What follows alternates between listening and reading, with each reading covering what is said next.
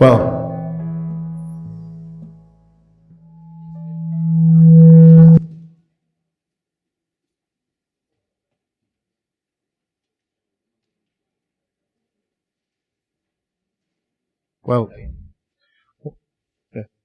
welcome. It's a great honor to receive you at Montevideo, Uruguay, the 2022 International Latin American Conference on Computational Intelligence from IEEE. Back in 2019, I think that it was in Guayaquil, when was the first time when they proposed us to organize this conference. Then, as you know, 2020 conference was postponed because of COVID. So finally, in 2021, it was organized in Chile. And finally, the day has come when we receive you here to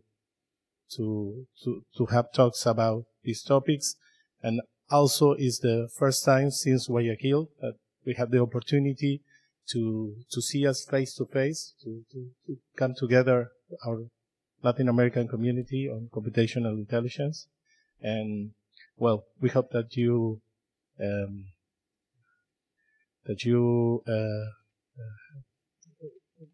came to wonderful talks, that you enjoyed the city, you enjoyed the conference, and I think that's all.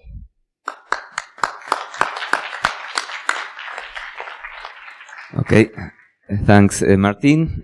We didn't present Martin Pedemonte, but he's the chair of the organization of the conference. So, well, it's his work that has made the conference possible, and well, he had the initiative to bring the conference here to Montevideo. My name is Héctor Cancela. I'm the co-chair of organization, and I think that my role is just to welcome you. And well, to give the word to the other presenters, so it's very easy, so that we do not take too much time now. Now I'm passing the micro to Carlos Coelho, who is the chair of the program chair, and well, he had the responsibility of selecting all the papers, of organizing the academic areas, and well, also his work has been substantial to have the conference here in place. So, Carlos. Okay, first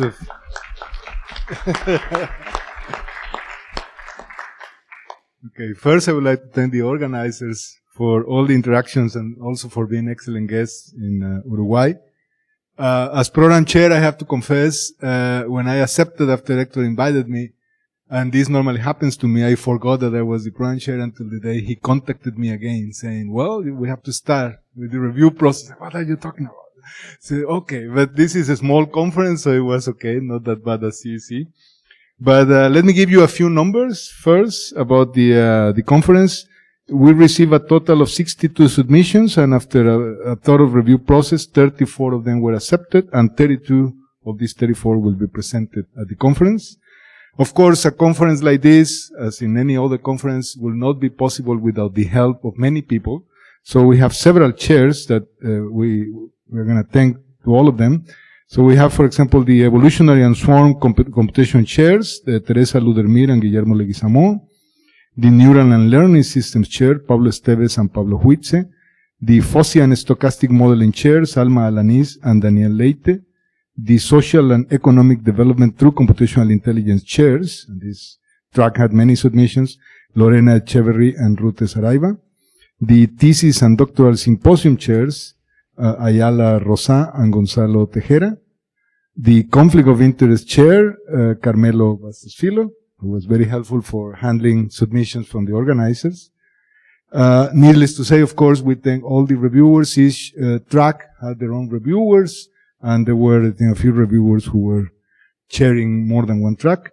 So we thank them for their valuable work. And also, we would like to thank the plenary speakers that we have at the conference. We have Sanaz, who had some health problems. Rosangela Valini, Leslie Perez Cáceres, Gabriel Ochoa, Fernando Buarque, who's about to give a talk, Gerardo Rubino. All of them, we're very thankful for accepting to participate in this conference, LA-CCI 2022, and we really hope that you enjoy of the very strong technical program that we will have at the conference, and also that you enjoy Montevideo, which is a beautiful city.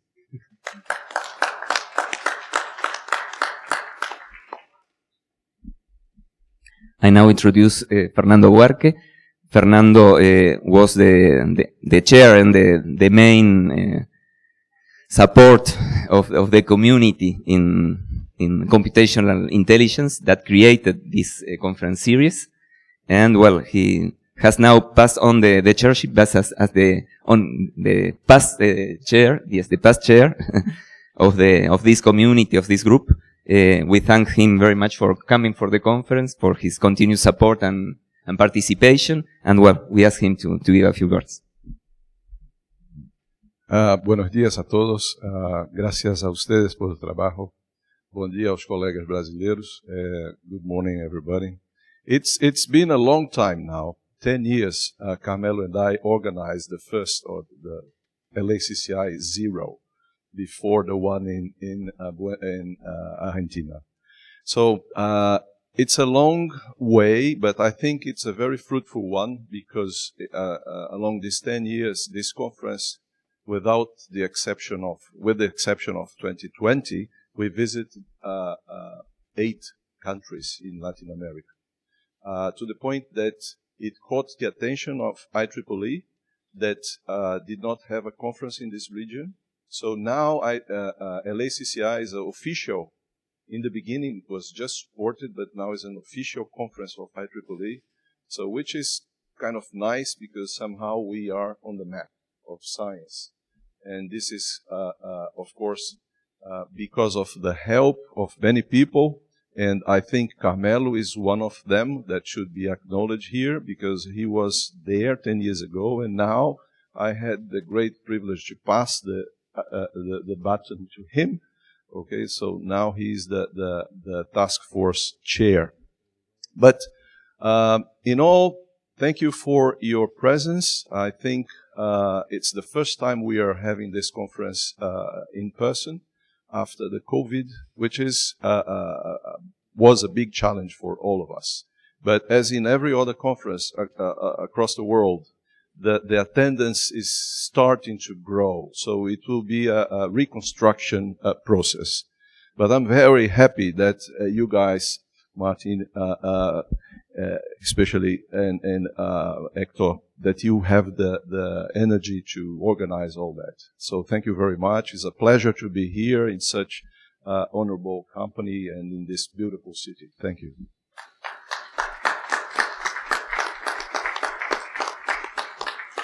So good morning. I've not tried to speak in Spanish, at least for a while. Okay, I'd like to say thank you a lot for Martin, Hector, Carlos, for make it happen again. Because, you know, we truly believe that we can make a great effort to develop the computational intelligence field in Latin America. We have good spots in like Mexico, like Recife, São Paulo, Argentina, Uruguay. But I think we have to make these people to talk with one another and to change, collaborate. So the point is that we have to return. I know that's not easy to have a kind of presential event after, you know, the pandemic. So thanks a lot for doing this. I'd like to thank to Gary Fogel and to Marley Velasco for supporting all the activities of the task force, and to tell you that we are just returning to the presential activities, and the next year we will have the next LA-CCI in Porto de Galinhas, just for you to know. 10 years in a row, chosen as the most beautiful beach in Brazil. So you're already invited to join us, okay, and make the community bigger. Thank you a lot. Have a good conference.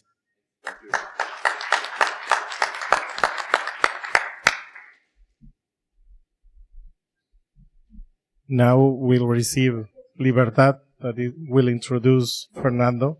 Oh, and his talk. This is a trap.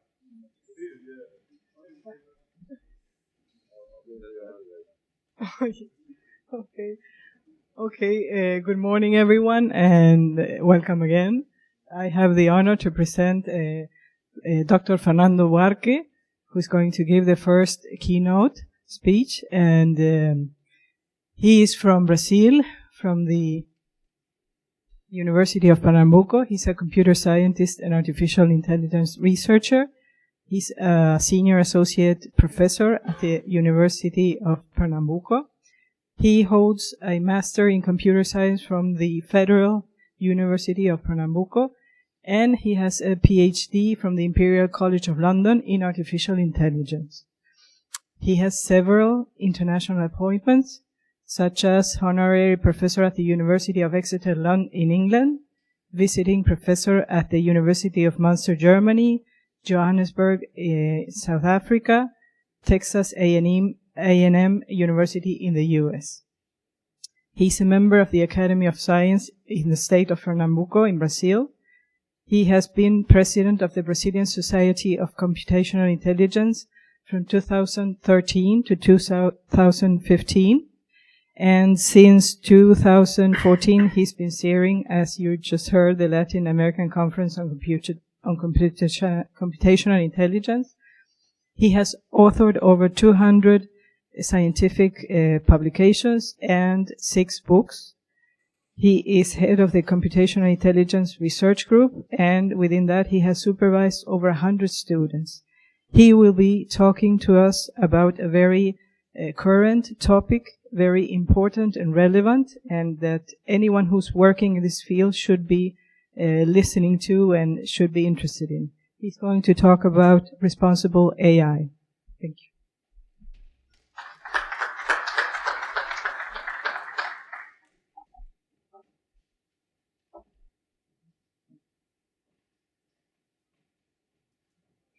Can you hear me?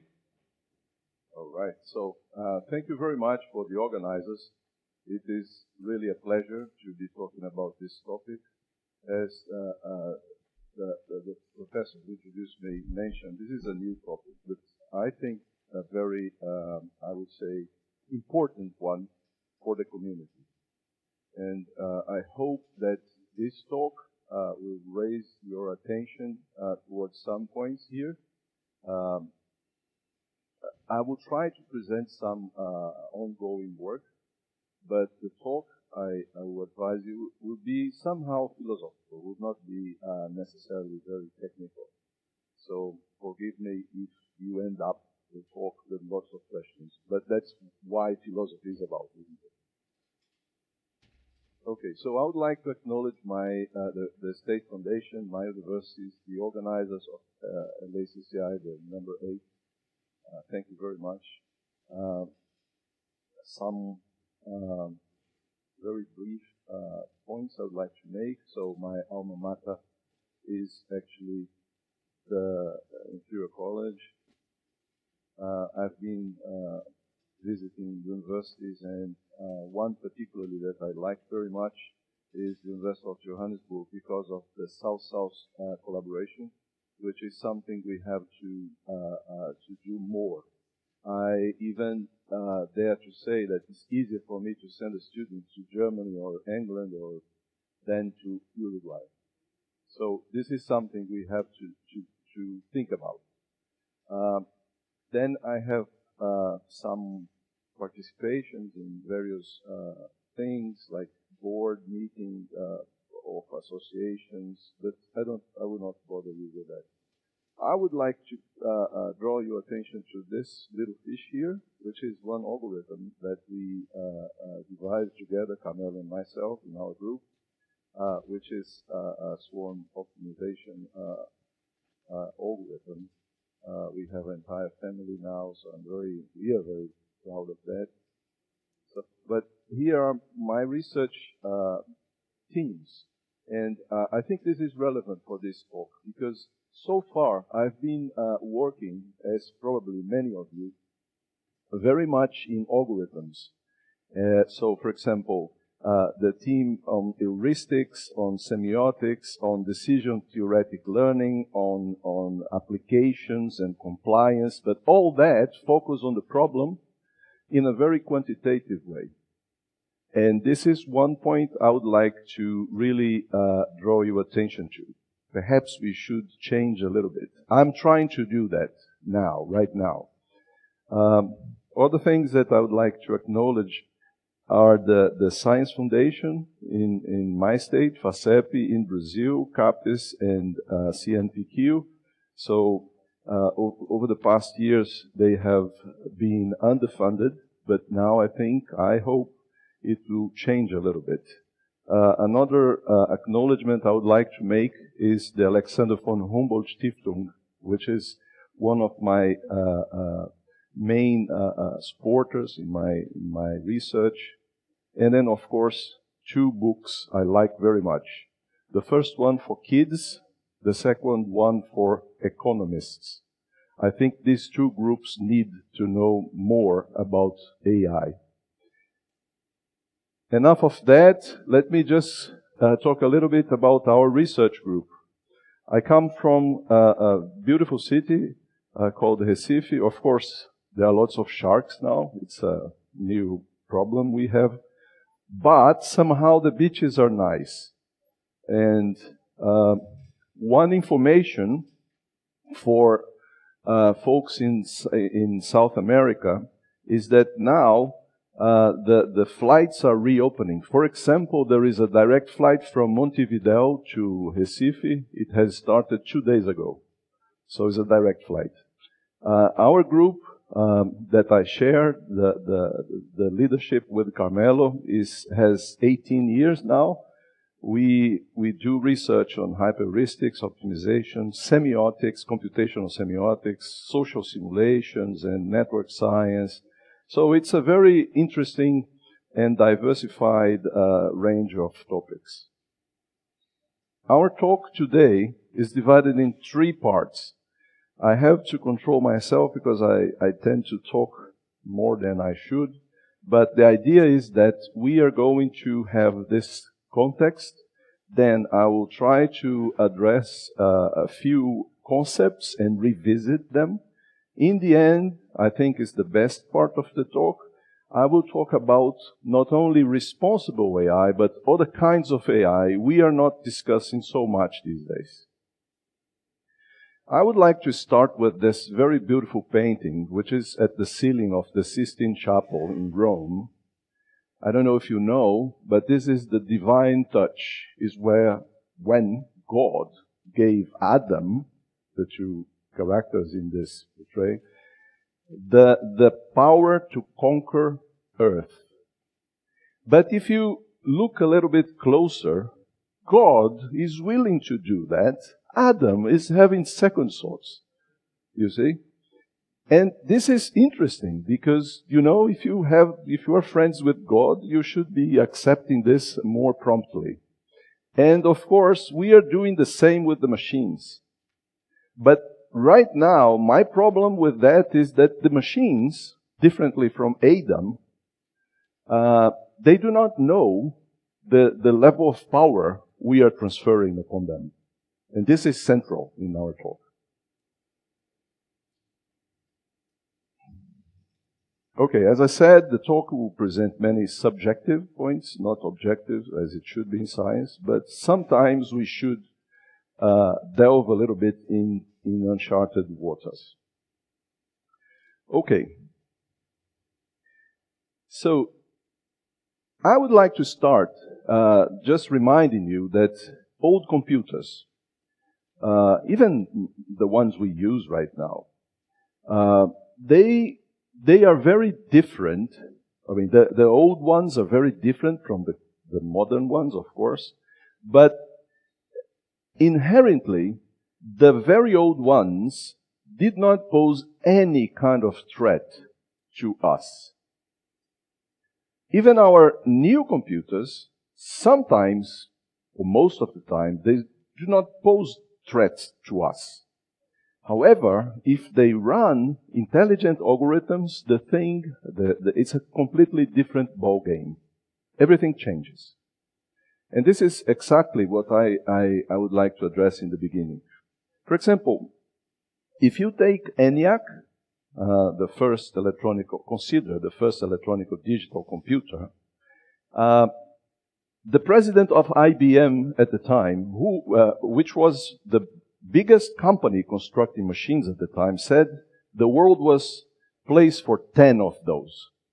Only 10. And he was right, because this was expensive, limited, etc. But my point here is that those kind of computers were absolutely no threat to us. For example, this is another computer 10 years down the line, and this elegant lady is carrying a program on a tray. So, if you understand what I mean, this kind of computers, they could not even have race conditions, because there was just one program running. So, the point to make is that it was completely predictable. All the computations here were predictable. Then, in 1956, this bunch talked about AI for the first time at the Dartmouth conference. By the way, 4 of them are Alan Turing recipient, the prize. And another one, who was not an Alan Turing recipient, was no less than the founder of information theory, which is Claude Shannon. But these guys mentioned AI 10 years after the first computer. And the kind of AI they were talking about, because it was running on that kind of computer, did not pose threats to us. So, the talk today is about a kind of AI that runs in powerful computers which is able to really scare us. There are some thinkers that say that AI is even more dangerous than nuclear technology. Because it's pervasive. You see, it's everywhere. And then, of course, when we talk about, we look at the past and we think about history. So one of the greatest evolutionary abilities we have is really the capability of produce tools. And we have been producing tools for a long time. The computer is one of those. But if you think on revolutions, when the humans stopped and became agricultures because they were nomads, that was the first revolution. The second revolution happened thousands of years later, when we had the humans organized in big cities and industry was at the center of our society.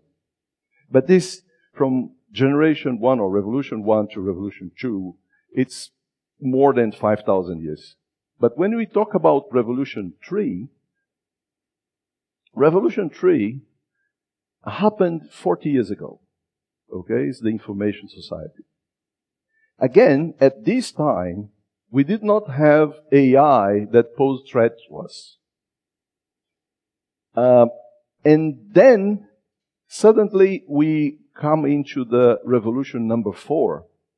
And this is a big change, at least to me, because instead of creating tools, we are the tools. Can you see the picture? These guys are working for free for the big companies. So we are being used. And those us, we are working for free, being exploited, and with an AI trying to make sense of what we do. To the point that now the big companies know what you are going to do next. Perhaps more precisely than what you do, what you know. So this is the kind of threat I'm talking about. And then the topic of responsible AI come to being because of that. Another point to observe is that we have a time difference between the first and the second towards the third. So the first and the second happened in thousands of years. The third was in a few decades. But now we have AI which just exploded in front of us. So we are experiencing this huge revolution. And sometimes we do not reflect enough about it. If you think about a guy like Alvin Toffler, who anticipated the information age, he wrote a book about that before it happened, then we have our equivalent, which is Klaus Schwab, who wrote another book predicting or anticipating what would be the fourth industrial revolution, or how I call it, the fourth human revolution. But we are very privileged because this happens happened in 40 years. So the old guys here in the room, we experienced 2 out of the 4 human revolutions. So it's not a small thing. But sometimes we still work in the fourth industrial revolution with the mind of the third one. And this is what I would like to address.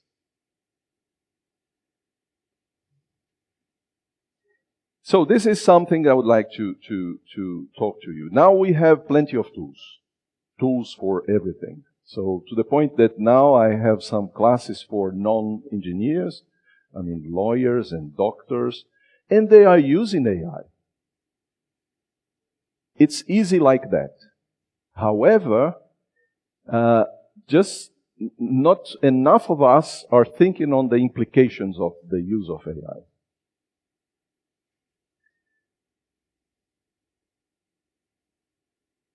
Again, just a comparison, thousands of years, few decades. So things are happening very, very fast. And this is a problem. And one thing I would like to point out, as I mentioned in the beginning, is that all the computers that we use now, even the ones with the most advanced AI, they do not have a clue of what they are doing. Remember Adam? Adam was reluctant because perhaps he wondered about the responsibility. Computers do not have this kind of moral dilemma. Okay? They still, although in a very adaptive manner, they still do whatever we tell them to do. Of course, with more flexibility, etc. But with no reflection on the implication of the deeds. So, and this is the tools. These are the tools. And I'm talking about the problems. Of course, the problems are diversified. We have different flavors of problems. And this apparently is a completely perfect match because lots of tools, lots of problems. That would be the ideal world, but it's not like that. When you combine the two, something unthinkable emerges, which are the ethical problems, the biases, etc. I will talk about that later. So if we focus on decision, for we not to drift a lot, when a human takes a decision, it could not be the best outcome or the best rationale, etc. But although we have all these shortcomings, we are humans and somehow we are aware, a little bit at least, of what is the possibility or what are the implications. But with the current computers, the way we program them using AI, this is not into the equation. And it should be. So when we have the trolley problem, as you see on the screen, There is a human taking the decision. But when you have now a car running AI, who is to blame? The engineer, the owner, the factory. So it's a whole new set of problems we are bumping into. And then, of course, we do have problems to tackle. I always include in my talks the challenges that we have to tackle until 2030, because if it's over 2030, that would be too late. And this is just 8 years down the line. If we do not focus on the problems that matter, if we do not use AI on those kind of challenges, perhaps we are losing a big opportunity. So that's the first part of the talk, just to set the background. Some concepts and impacts of AI. That would be very fast because all of you perhaps have a very good understanding, but I would like to make some comments on top of that.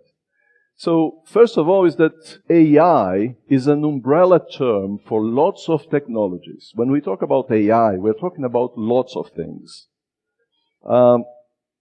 And I will say that AI is the ice cream because everybody likes it. Okay? It's very difficult for you to find somebody that does not like an ice cream.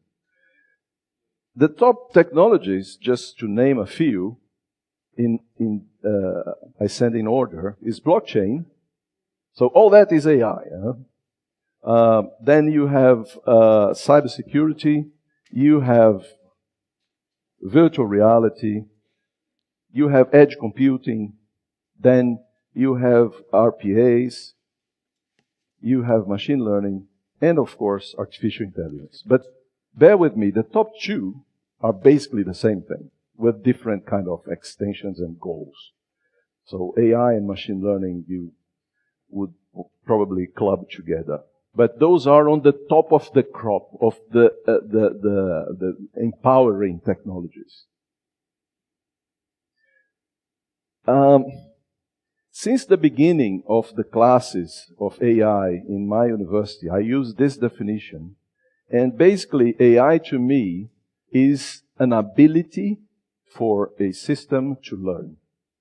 When you include that ability into the system, it is able to improve its performance through time. Therefore, everything is possible.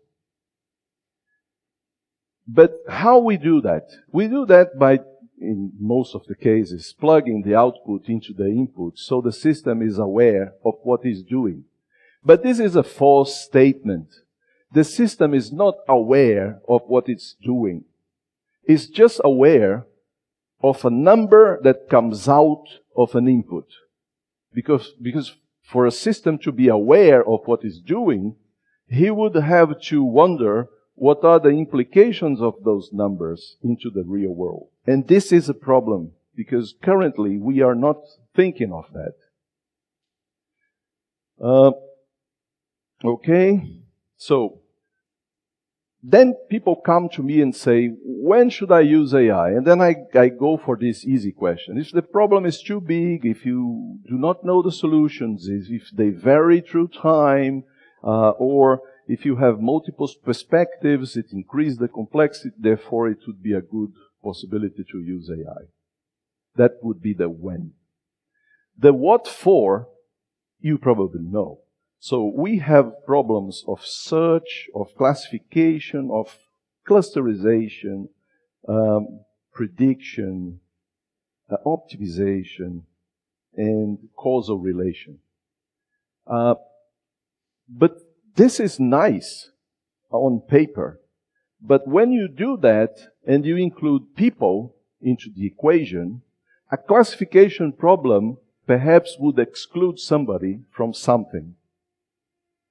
When you use a prediction problem, that would probably imply that you are not going to have something like a bank loan or something like that. So, I'm not against AI, of course. I work with that. My point is that we should think a little bit more on the implication of what we are doing. So now on how. And I like very much Aristotle. He did a great job for the Western world because he, for the first time, posed the idea of deduction in a frame that we could use. Not mathematically at the time, but we used that as a consequence of Aristotle. But the problem now is that if we keep on using Aristotle, we will not solve the new problems. Then had to come somebody like David Hume, who introduced the idea, or formalized the idea of induction. With the induction method of thinking, then it's a completely different set of possibilities now. Because with induction, for example, we can help with the solution on the inverse problems. We can generate new solutions, because with deduction, we just rewrite solutions. There is no new generation of new solutions. So why I'm stating that is because at the same time, David Hume with his inductive methods open up a huge door for us. It also creates a potential big problem for us. Because now the computer can infer what you are going to do after this talk. Okay? I don't know if you received this report from Google talking about what I've done 7 years ago, my route. I was so impressed one day because it sent me, I was living in Germany at the time, and the precision was very good. And I could see myself going to the toilet in my apartment. You know, that's the level of precision. Imagine if there is this huge memory, huge processing facilities, receiving data from you without a break. So it's a huge invasion of privacy, etc. So it's a mixed feeling I have. I like David Hume, but he created lots of problems for us.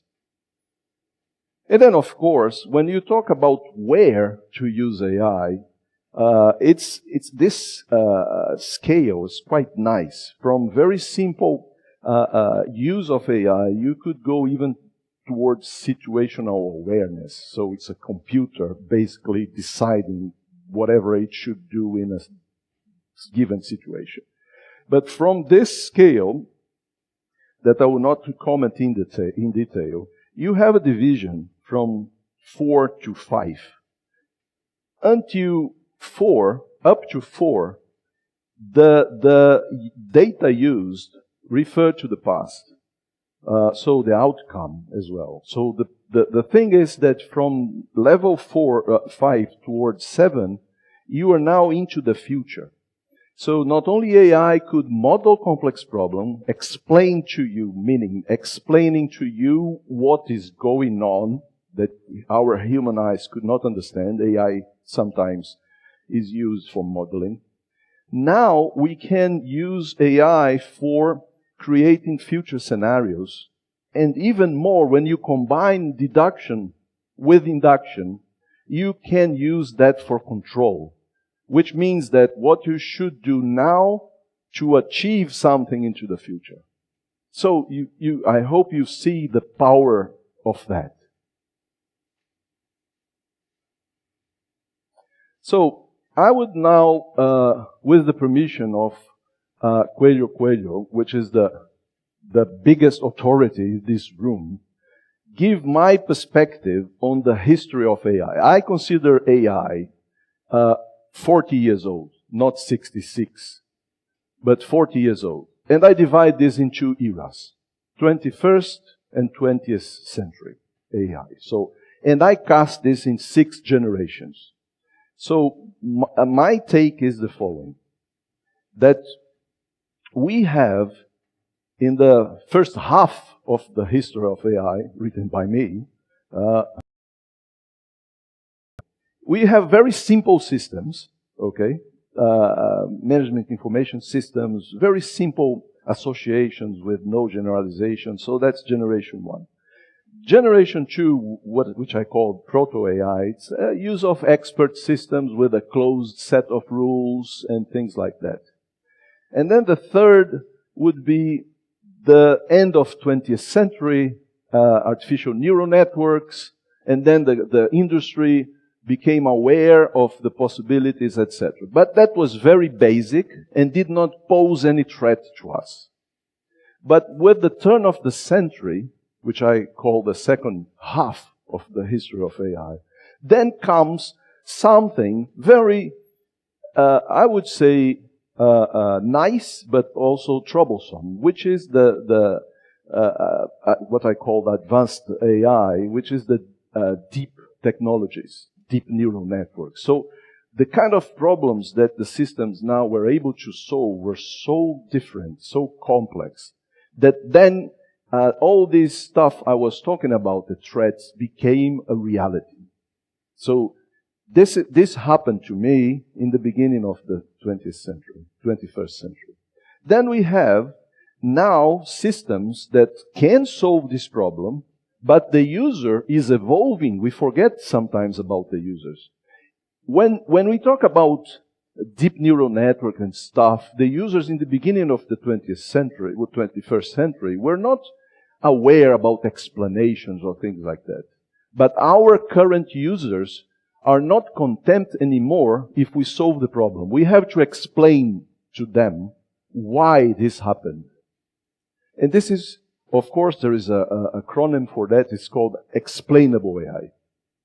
And this, if you bear with me, this is basically the hot topic of the field at the moment. So you solve complex problem and then you explain how this has happened, and then you are done. The user is very happy with you. But when we reflect on what I started telling you, the end of the road is not there. The end of the road should be responsible AI. Because if a computer is learned, for example, in supervised manner, it learns through examples if the examples are bad. So the learning would be towards wrong teachings. Like, we have plenty of examples, like the Twitter that became racist. So it was not by design. It was through learning process. So that's where the problem resides. Because if the system is too potent and it's free to learn without boundaries, so it can learn the wrong things. It can even come to the conclusion that humans are a threat to Earth. If they are linked to the nuclear systems, they would very quickly decide to get rid of us. By the way, we turned 8 billion last week. 8 billion. When I was born, we were 3 billions. Now we are 8 billions. So that's a big problem, you see. So that's the sixth generation. So I would say that market is in here, research is in there. Very few people doing research within the response. Of course, this is changing, but with RAI, responsible AI. And we are all going to be affected, all of us. Okay, it's a revolution, so everybody is going to be affected.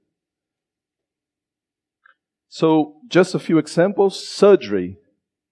That's how surgery was 200 years ago. Now how surgery is. Industry, auto industry, 100 years ago. Now how it is. 100 years ago. And then services, 25 years ago and now. So it's a computer that is calling you on your phone, not a human anymore.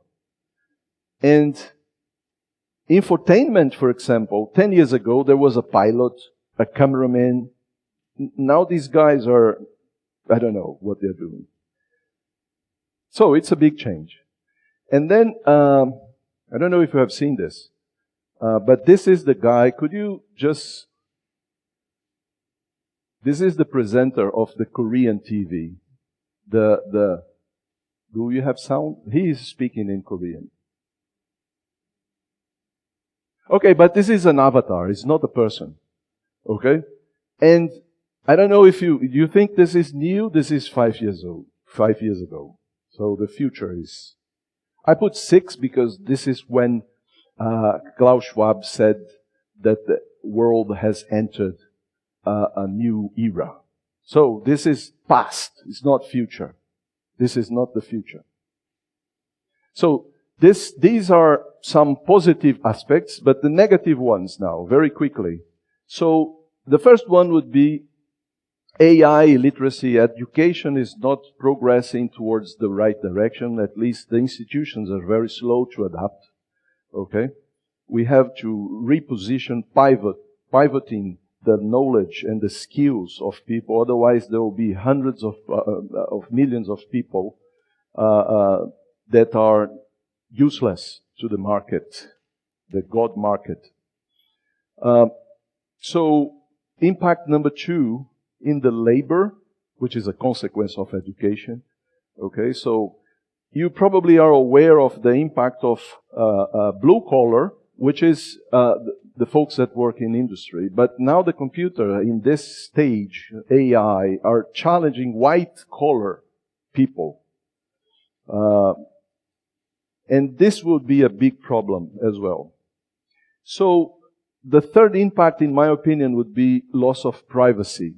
So we already lost it in the real world. We lost it in the virtual world. But even worse, we lost this into our minds, our internal minds. This is a school in a country that I will not name here, with a kind of device on their mind, and the teacher is controlling the level of attention of them in the class. So this is a total invasion of privacy, and this is only possible with AI. So implication number 5 on democracy, which is quite bad, but it's the best system we have. We have now documented problems of AI and robots sending messages that somehow led the UK to leave European Union. Problems with the election in several countries, some of them very close to Uruguay. So it's a problem. And when you have this kind of problem, the basic tissue of society, it becomes at risk. But the future one, which is central to me, is regarding morality. Because right now, we are delegating some decisions to machines. There is a country, I will not name it, that you have social score. In various countries, you have credit score for you to buy things, but in some countries, you have social score, and the machine is controlling that. For example, if you cross the street outside the designated area, so you lose points. And I was mesmerized when somebody of that country told me that a friend could not travel because she was with not that much social credit. And then I asked her how she could regain the credits. And then she said, no, she has to listen to some audios and watch some clips of the government. So this is scary. I don't know if you agree with me. So, but this is another implication. That's part number 2. Now the one, I have 10 minutes for I would say the most important part of this talk. So just to recap, the paradigm shift, the first era of AI to me was when Garry Kasparov lost the game to the computer, the Big Blue. he was very mad at the time because he could not believe a machine could beat him. The other shift of paradigm to me is when machines are now better than humans in their professional areas. For example, in London, this is 4 years ago already. In London, if you receive a ticket, a traffic ticket, it's better to hire a robot lawyer than a lawyer, so you pay less and you are more successful. You see, this is a real change of paradigm. That's the second one. Of course, there are things that are going on. I will not bother you a lot, but you have this readiness index. So it's a good idea for you to read if your country, where your country is positioned. So governments, they are always slow.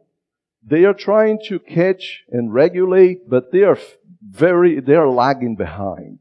And some countries even more. So this is a very good literature for you to read. The European Union has an initiative which is very noteworthy, which is the AI Watch. See, again, it's a compendium across areas, across tasks, and they really produce things very tangible, very pragmatical. This is an index. Yes. And of course, the slides will be available. You can see that all the indicators, the KPIs that European Union is using. But most of them are objective. They are not subjective. Again, this is my main criticism. We tackle AI in a very mathematical, the outcome, of course, not the way we do it. It has to be mathematical, but the outcome. So even the best initiatives like this one, perhaps are missing, to me, lots of important aspects. Are we done with paradigm shift? I think no. We have more. So, for example, we have this one talking about shy and RAI, explainable AI and responsible AI. So will we afford to lose control on education, care, medical care, morality? Okay? I think not. 2 years ago, I was invited, and this was very important to me. I was invited to lead a team in Portugal. It was an initiative they have an agency there, it's a modernization agency of the country. And they would like to assess AI in the country. And they assembled a team, and I was very honored to lead the scientific group. And we put together something that I'll show you in a minute that was at least coherent with what I'm saying here. So, shall we use AI and RAI to bridge the responsible AI gap? Yes. How about morality? Can it be learned like intelligent behavior does? Theoretically, yes. Because my point is very simple. If we can teach a machine to do a complex behavior, okay, or task, why can't we train the machine to do something right? It's not good, it's right. There is a difference between good and right. You understand the difference, huh? It's not a number. It's the actual value of it, if it's right or wrong. So, to me, responsible AI is about collaboration. So we have to collaborate with the machines, not go against them, but they should not go against us. That's the main point. So this is the initiative I mentioned to you in Portugal. So we devised these dimensions, and it's not very clear here, but first of all, we would like to establish the authorship of the thing. So if there is a computation, for it to be responsible, we decided that it has to be attached to somebody, a person. So this is part of the questionnaire. In the end, we produced a guide and a questionnaire. So the first dimension was this. The second was how transparent it was, for example, for the user to know not only the outcome, but what was done, computationally speaking, how transparent it was. Then we do have another one, which is how explicable it was, then the level of fairness, and if there were some mitigation mechanisms. Because, you know, everybody can commit a mistake, but when you do it, if you are a fair person, you are going to backstep and do the right thing. So the machine should be equipped, a responsible machine should be equipped with mechanisms to rectify a problem it creates. So those 5 dimensions were the base of the questionnaire, which is in production. It's published in in Portugal. So if you are interested, you can go and read the guide we wrote, and also you can use the tool. The problem with the tool is that it's only available for Portuguese citizens. But I don't know, if you have a Portuguese friend, you ask him to fill in the form. So, but this is something just to give you as an example of how things could go. So we need more reflection on that. I will speed up because I have just a few minutes. And to me, when you reflect on AI, you should reflect on 3 different directions. The legal aspect of it, the political aspect of it, and the ethical aspect of it. And then if you divide in social and economic impacts, you come up with legality and possibilities or limits. You come up with justice or fairness, and you come up with viability. And in ethical terms, the morality of this. Because morality is something very difficult to compute because it's evolvable and it changes from place to place, but it has to be computed.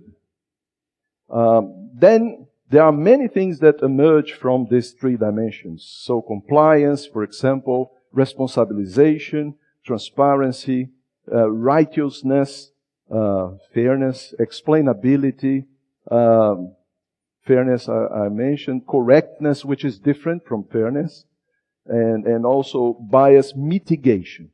This is perhaps the most important one, because computers will make mistakes, but they have to be equipped with mechanisms to sort it out. And self-regulation. The computer has to self-control itself. Self-control. So, sorry. So, I'll give you very briefly 4 examples of current research in my group, 4 PhD students of mine that are working directly on this topic, meaning how to create responsible AI systems. So I came up with 4 different aspects to reach responsibility. So the first one of them, so AI has to be available. This is an observation. I work with the state, the government state level, and what I observe is that AI is not, although it's easy, it's not available. So I'll show you in a minute. So we are working on make AI available. The second part is to make AI decision systems reasonable. By that I mean to incorporate quality assessment rather than only quantity assessment. And then responsibility. Well, number 4 I'll tell you in a minute. So very briefly, so this is a PhD thesis about to finish of a student of mine. He is working on a framework in which if you are an IT person but does not know AI, the system will suggest best alternatives for you, IT. The same system will assist the end user, the domain expert, on how he should use trained models. So it's not a complicated thing, but very useful one. Because somehow, it can, as a framework, it can be incorporated in different branches of the government. And then, different kind of people, IT and end users, could use AI more easily. The second example is another PhD student who is working on what we call reasonable AI. It's not responsible, it's reasonable. By that, I mean that we are incorporating aspects towards the decision. So, like the economics, the utility, and the preference of the user. So, it's not difficult to do that, but most decision systems, they just focus on the end result, disregarding the preferences of the users, the utility, and the economics. So this is another, I don't have time to go into detail, but very interesting one. And of course, responsible AI, which is very similar. You have three aspects, different. Again, is an approach like the previous one. But here, the axes are how fair is a decision, how bound to the norms it is, meaning compliance, and how ethical it is. And this is the most challenging aspect of the research. Because how to compute that? And we perhaps have a good answer for this. But we are not done with paradigm shift. Because I could stop the talk here now, but very recently I come up with another kind of AI, which is conscious AI. Because an AI could be responsible, but somehow it may not be aware or self-aware. And this is another PhD. I came up with this when I was talking about this topic recently. So there is conscious AI. So to me right now, and this is to wrap up, I think an AI decision system should be adaptable and all that, all we do. But it has to be explainable, it has to be reasonable, and it has to be conscious. So the idea here is basically to create a system which wonders on what it is doing. I think it is possible. So that, this is the research of my student, and basically what we are doing is meta learning.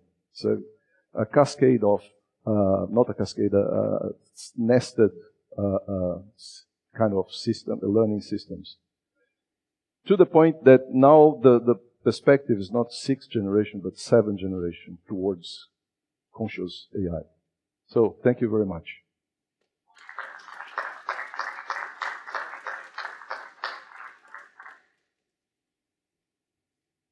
Thank you very much, Fernando. Excellent talk. And we have time for some questions. Is there anyone who would like to ask something? Yeah, Fernando, thanks for a very interesting talk. One more than a question, this is a comment, and I would like to know your opinion on this. Some of us believe that in AI, in the history of AI, besides the way in which you can mark the historical landmarks and all that, we have had cycles, things that repeat themselves. Yeah. So, for example, in the old days of AI, symbolic AI was very important because one of the arguments was explainability. Yeah. If you use symbols, it was a lot easier to explain how the algorithm will reach a solution. And they criticize evolutionary algorithms, neural networks, because they handle numbers. They could not really explain how they reach a solution. Today, explainability is a big issue because in these numerical algorithms, it's not easy to explain how the algorithm reach a solution. It's just the technology has moved. And now we have, of course, ways of explaining even these sophisticated algorithms, how they reach a solution.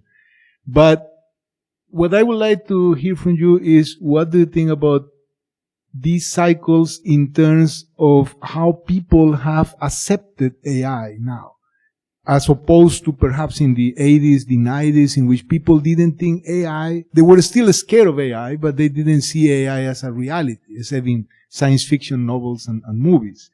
But today, people see AI as something real. It's just we need to accept it somehow, we have to deal with it. And this raises all the other issues, the ethical, the moral issues, which were in the movies back in the 80s and the 90s, but it was science fiction. Now it's no longer science fiction. So this is one part of the question. The second is regarding privacy. Don't you think that somehow people seem to be willing to sacrifice privacy for the sake of technology? You know, today, and the examples you show were very interesting, but I can give you a very simple one. If I have a conversation with you and I tell you I'm interested in going to Lisbon, next time I enter Facebook, they will offer me tickets to Lisbon because my phone is spying on me all the time, checking what I said and translating this into advertising.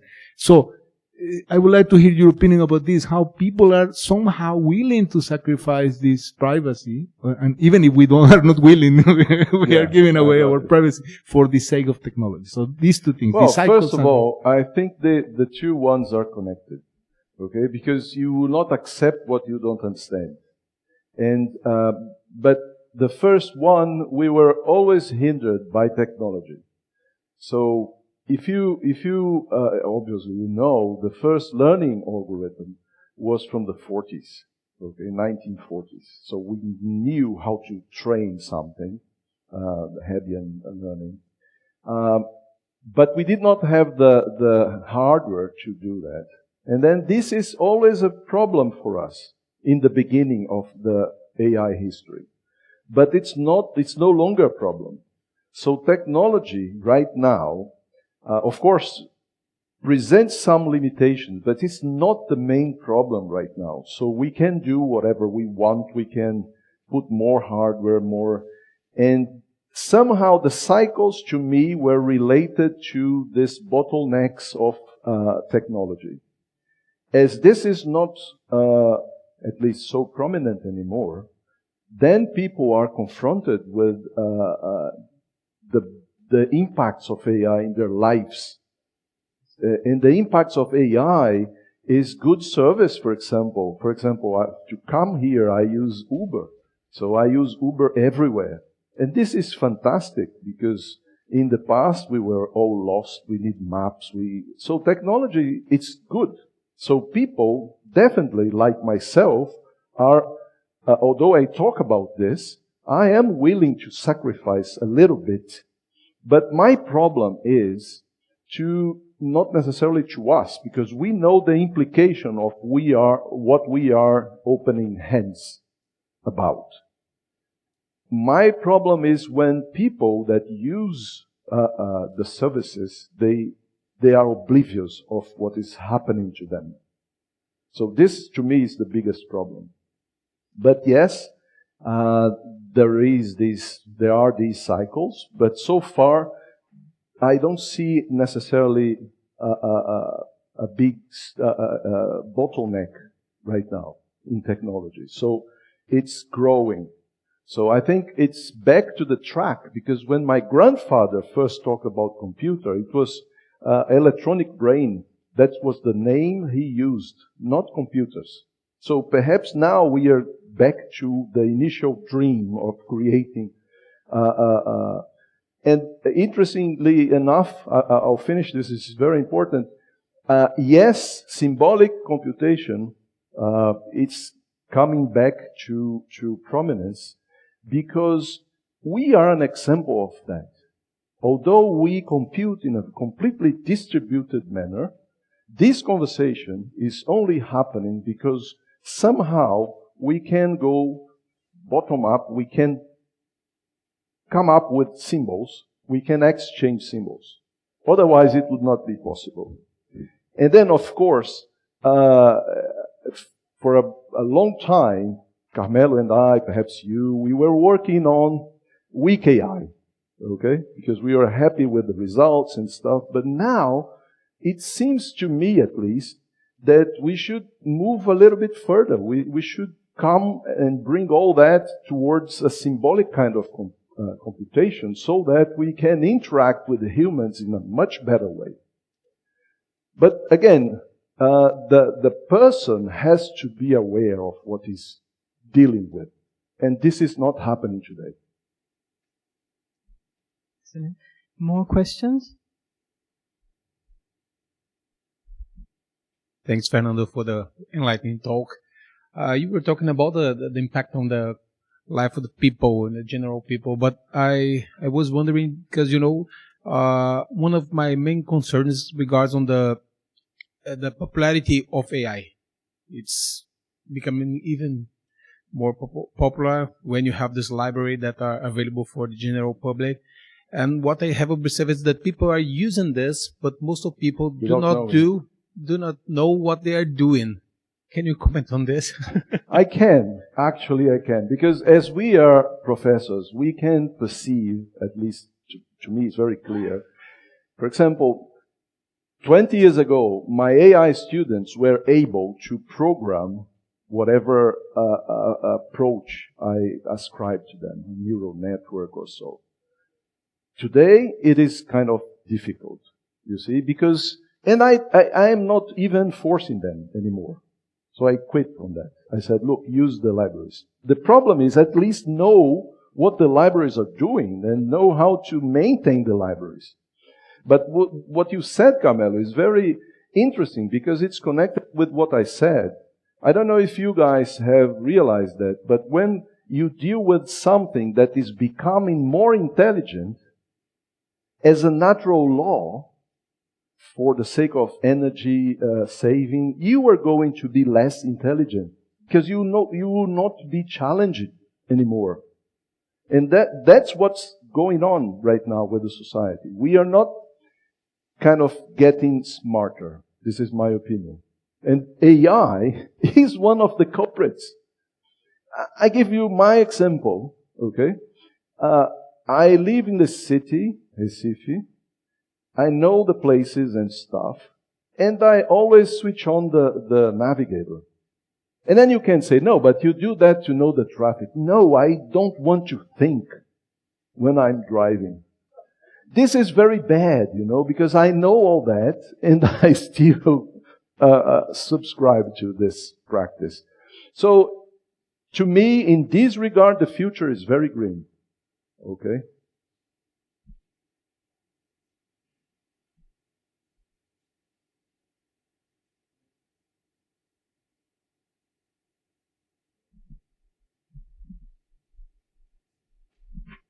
Hello, good morning. Thank you for your lecture. I would like to ask if you have any thoughts about the consequence of AI for science. For instance, a few days ago, we had a tool available online. I think the name is Galactica, and it wrote a paper.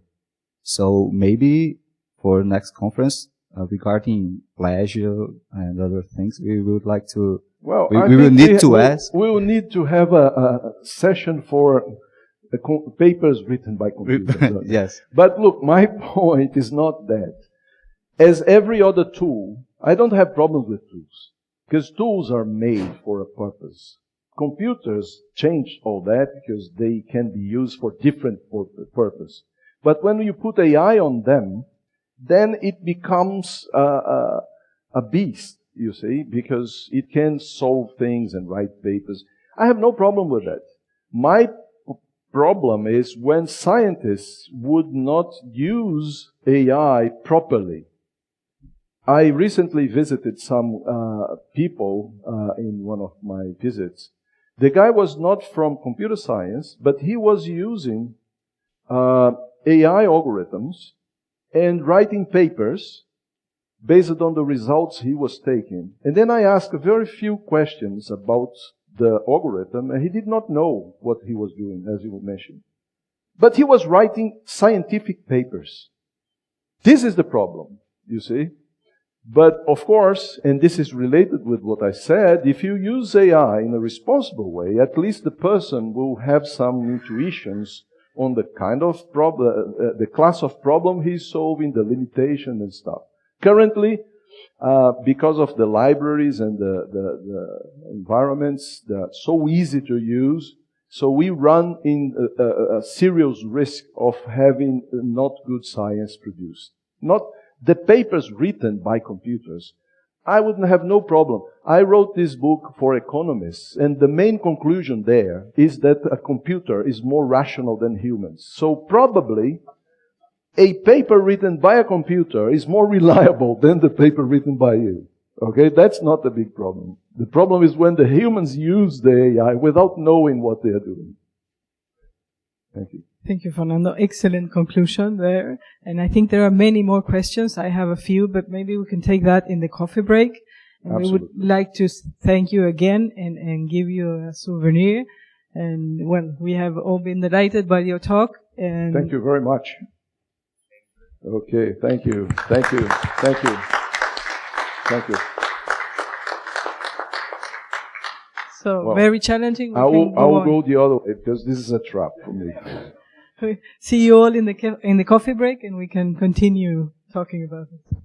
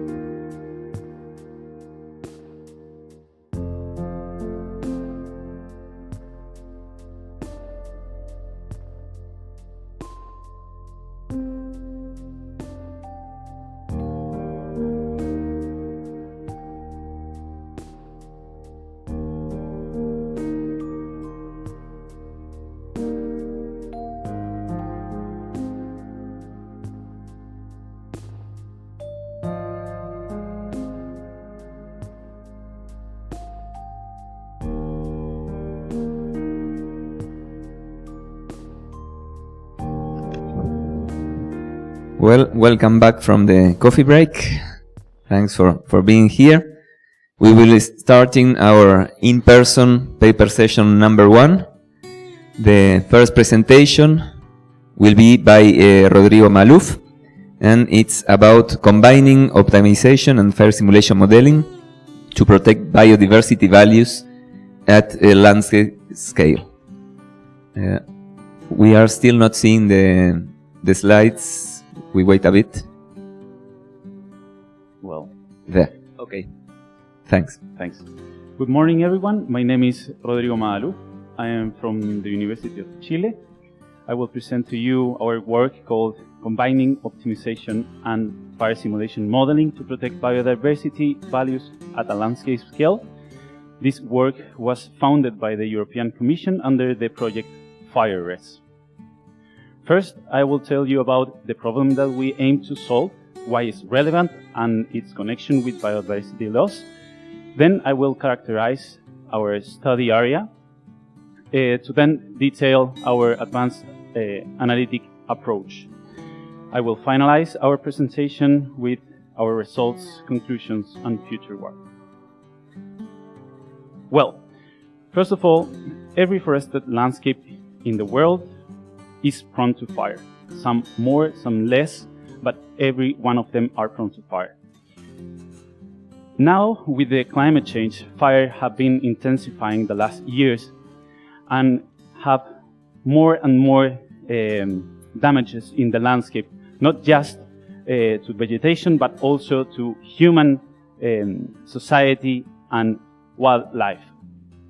So we want to protect our landscapes, making treatments to the vegetation before a fire occurs. So when a fire occurs, the damage is reduced. But in this problem, we have two main issues. The first one is that the fire ignition is an stochastic problem. But we can estimate the fire ignition in the landscape using machine learning algorithms. Also, the fire spread is stochastic because the weather in which a fire occurs is stochastic. The weather will determine the behavior of the fire and will determine the type of the fire, if the fire is a surface fire or a ground fire. We address this issue with a fire simulator algorithm. So in a nutshell, we want to minimize the expected loss in the landscape by future fires. This is relevant because, as I said, because of the climate change, fires had intensified, but also because of wildfires, climate change is intensifying. So it makes a feedback loop that had caused the massive wildfires that we have seen in the last decades. We are particularly concerned with those fires that affect biodiversity because we now know that these extreme events can pass the tipping points that and result in abrupt changes in ecosystems. So we picked real landscape in south of Chile that have more than 3,000 square kilometers, are mainly covered by native forest, and is one of the hotspots of biodiversity in our country. To characterize it as a grid with some variables. We use 4 variables of climate, 2 variables of topography, 32 different types of fuels to simulate fires, and also we consider anthropogenic activity and some landscape metrics.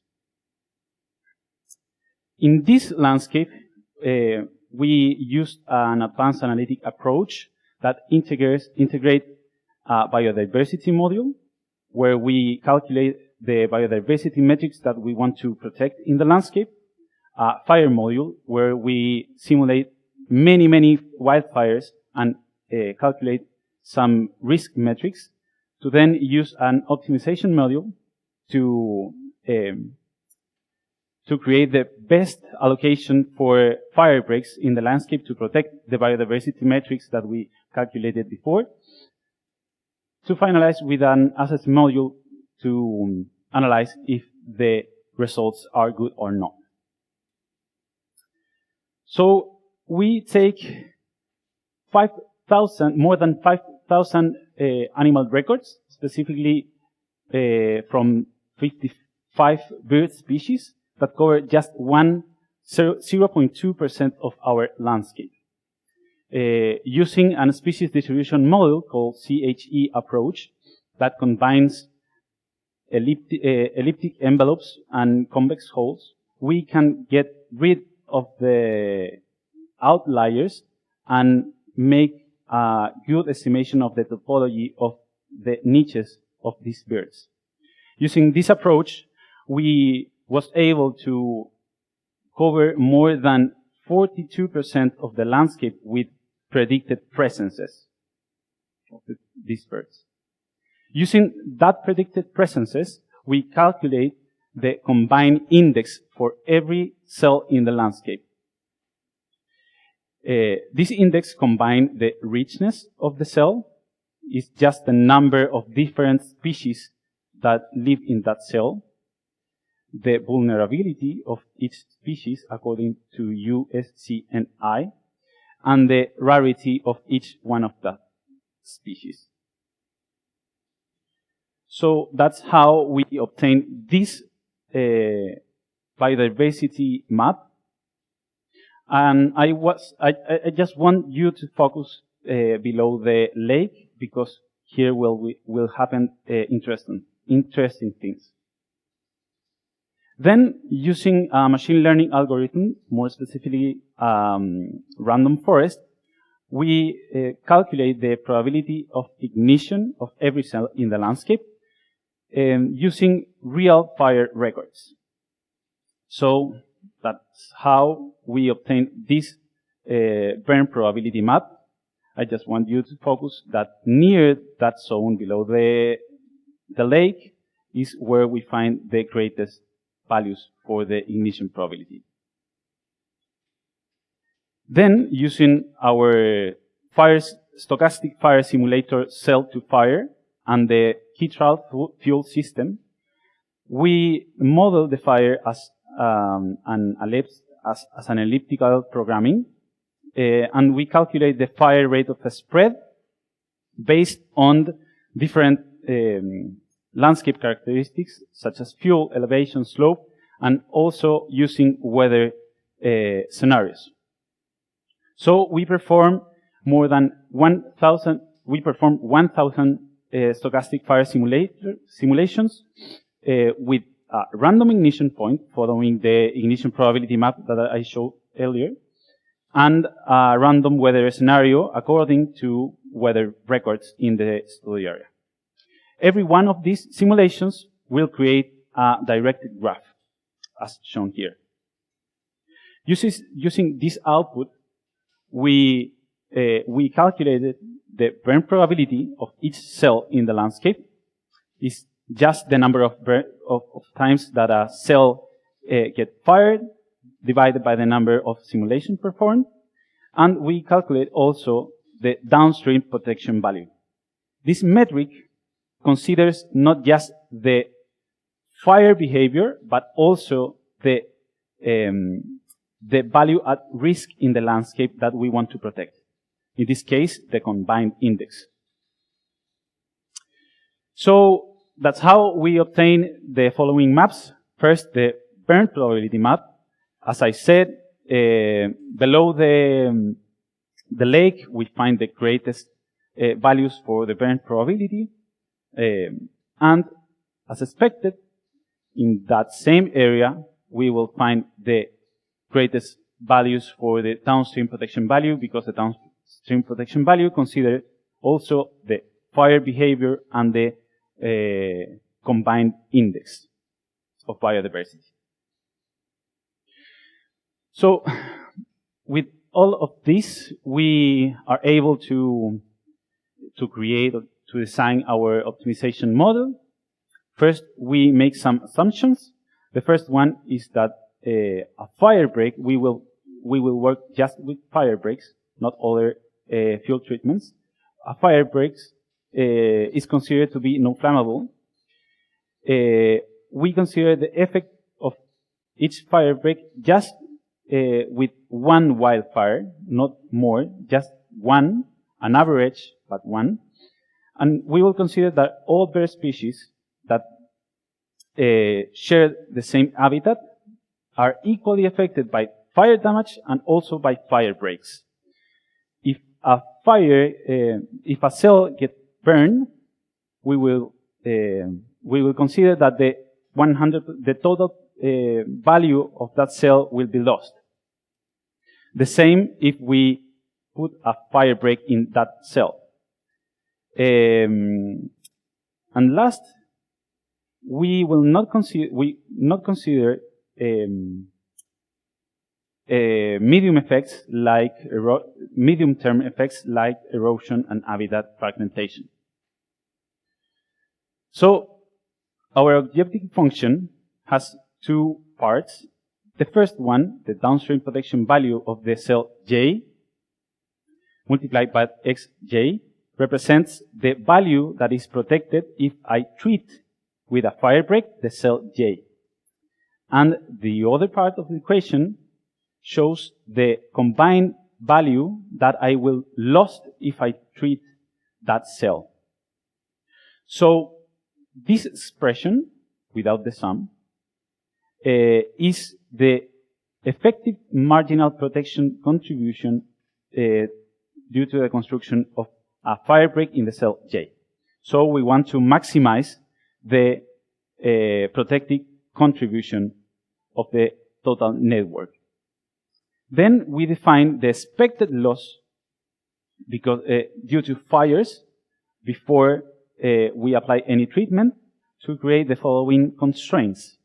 First, we have a capacity constraint. We will consider that we are not able to treat more than an alpha % of the landscape. That alpha will be fixed at 1%, and a tolerance to treatment-related losses constraint. We want that our treatment will be harmful as much as a beta % of the expected loss before any treatment is applied. That's how we obtain the map of the left with the optimum fire break allocation. And at the right, you can see the same burn probability map, but with a random treatment scheme. As you can see, below the lake, we were able to minimize a lot the burn probability, and it's not the case to the random assignment. To evaluate this solution, we define this equation.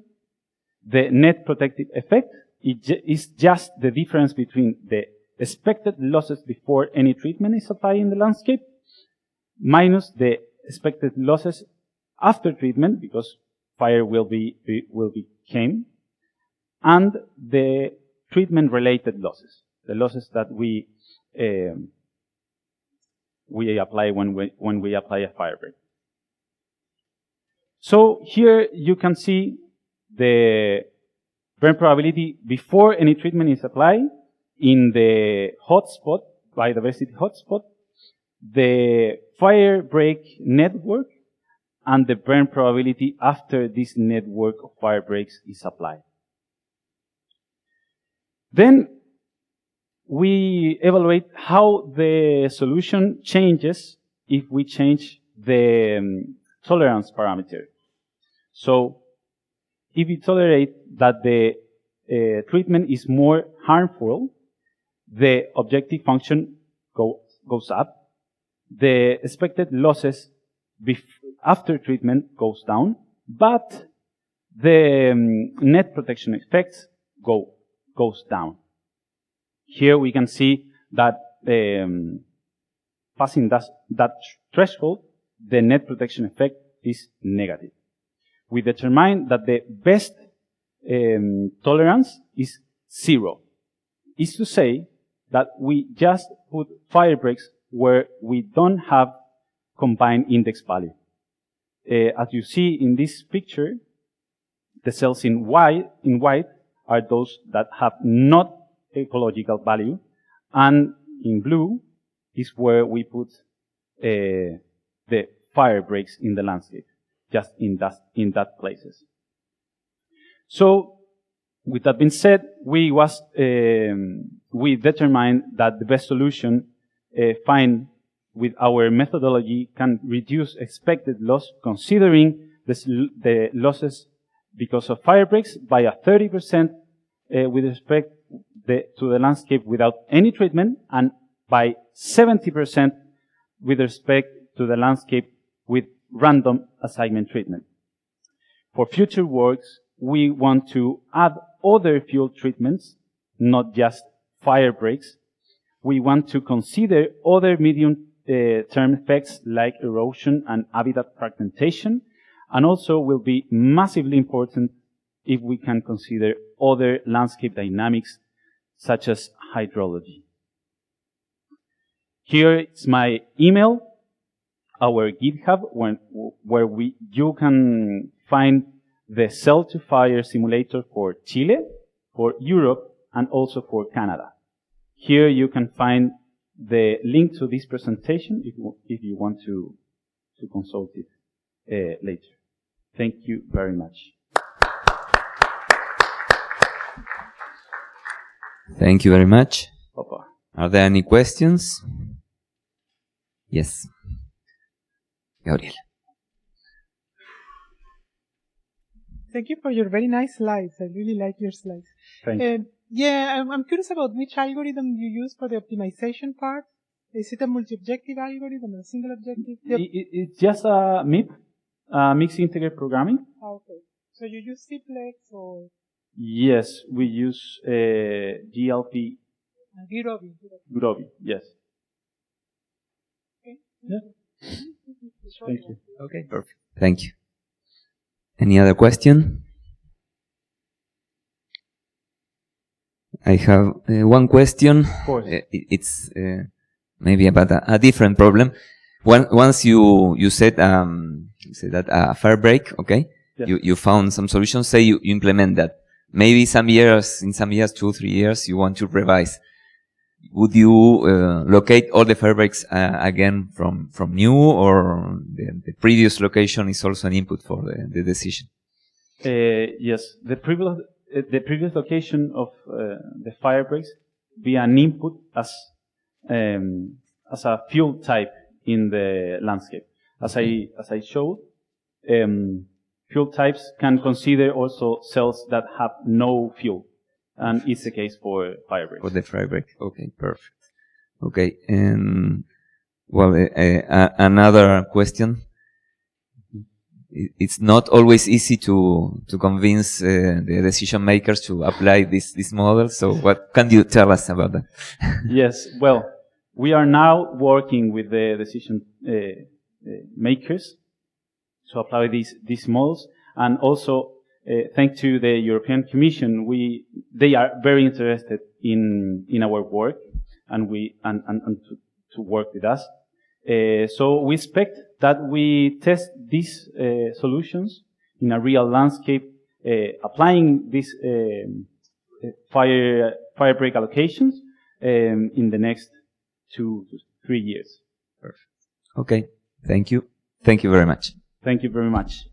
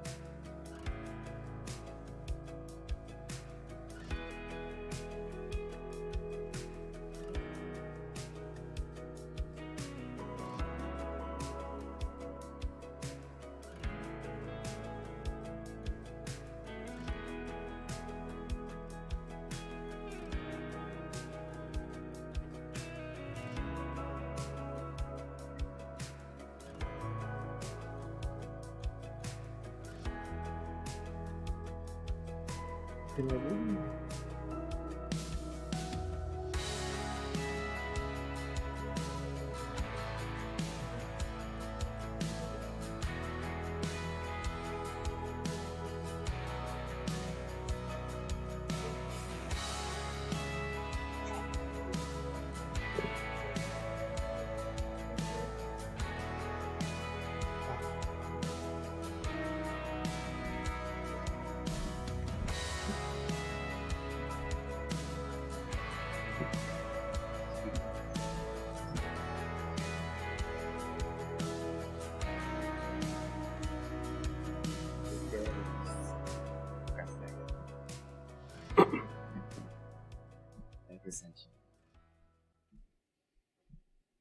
We have now the second presentation of this session.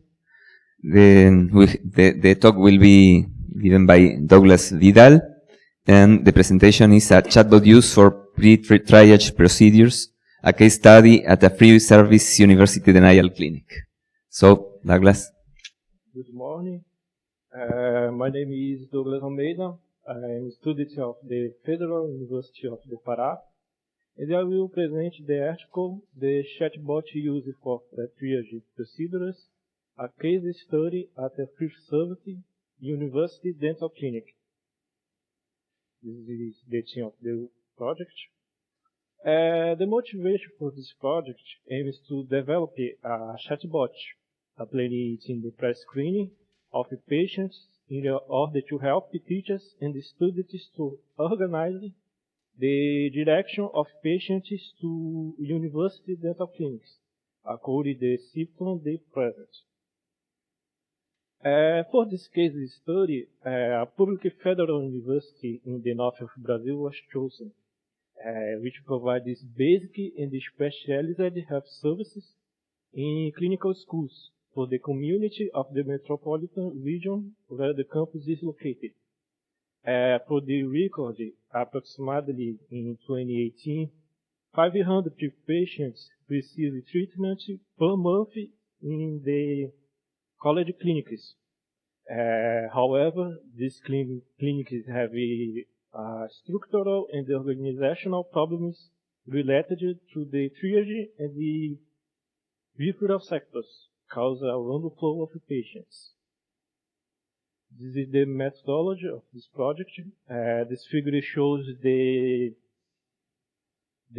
project flow chart, starting with the planning meeting, with the factor of dentistry.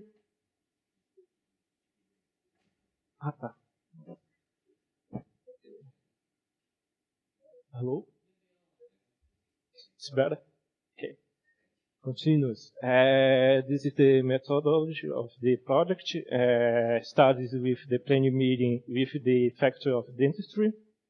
After this, the task of researching the quantity would be inserted into the chatbot in collaboration with the factor of dentistry, the university, as well as analyzing, evaluation, and selecting the chatbot development platform.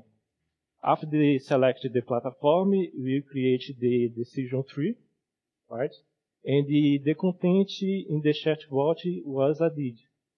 Finally, the chatbot was development and the testing with the project team and the test with the end users. So, several chatbot development platforms were analyzed.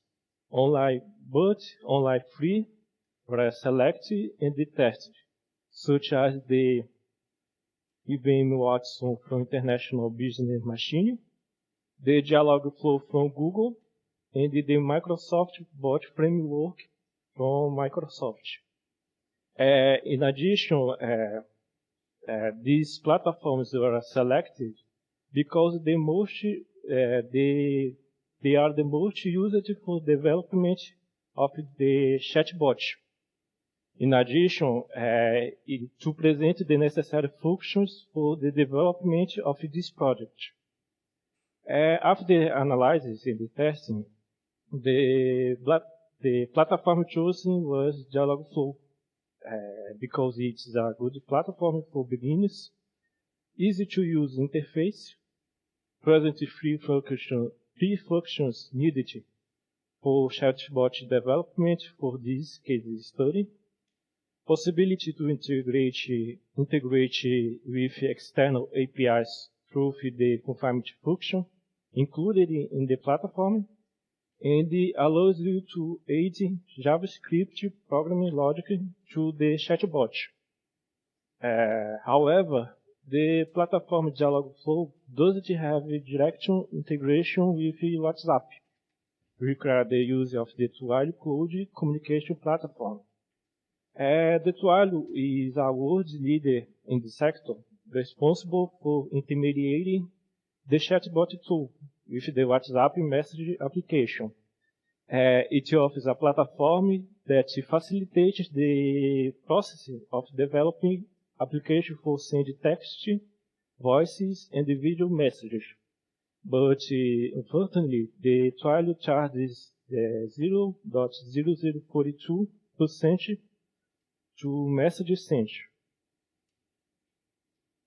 And this figure shows how the chatbot works. First, the user sends the message, and the Tualho detects conversation request. Forwards it to the Dialogflow, where passes the messages and trigger the corresponding response. If necessary, the Dialogflow sends a request to confinement. The confinement program will be used to perform the verification of symptoms. After this, the confinement returns with an action to Dialogflow, and the platform sends the user to user via Twilio. The chatbot content was built from the collection of information about the function of the current triage to understand the method used, estimate patients' waiting time, and observe how care is prioritized and how patients to refer each clinic. The chatbot content information was obtained from a semi-structured interview with the social worker of the Faculty of Dentistry and with the students who perform clinical activities. And the meetings were held with university professors and the students to adjust and develop a decision tree. This figure shows a part of the decision tree created. Noted that when I checked the symptoms, it was divided into waves. With the symptoms with the highest waves being considered severe. In this part, the Dialogflow will use the fulfillment program to analyze and select which clinic to accord the most severe symptom are presented. For this project, we use the data collection, the usability validation. This was accomplished by receiving feedback directly from users. It asks of user to verify the efficiency and the satisfactory the user uses the system. The validation is a test that evaluates the ease of using with the conversation agent. That verify that the way the agent will behave on a day-to-day basis meets the established requirements.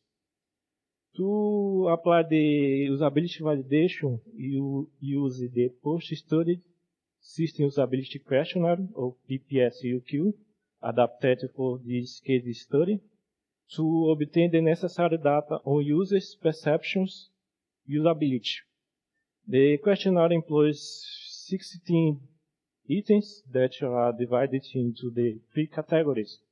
1, the system utility, 2, the information quality, and finally the interface quality. The values range from 1, strongly disagree, to 7, strongly agree or are used. And then finally we have the results. The first tests were done provided by the Twilio. Through these tests, it was possible to verify the agent responsiveness and the deal with the possible failures that could occur during the conversation between the chatbot and the user. In figure A,